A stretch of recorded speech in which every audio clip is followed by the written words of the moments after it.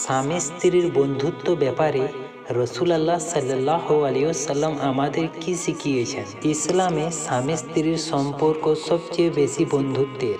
1 number, স্বামী বাইরে থেকে বাসায় ফিরলে স্ত্রীকে কিছু হাদিয়া দেওয়া সুন্নত। 2 নাম্বার, স্ত্রীর মুখে খাবারের লোকমা তুলে দেওয়া সুন্নত।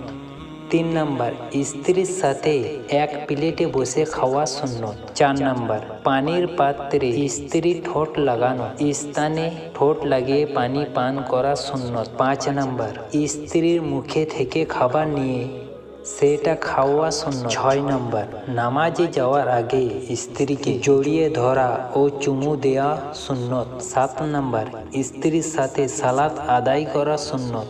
8 নাম্বার, স্ত্রীর কোলে মাথা রেখে কোরআন তেলাওয়াত করা সুন্নত। 9 নাম্বার, স্ত্রীকে বেড়াতে নিয়ে যাওয়া ও তার সাথে সময় কাটানো সুন্নত।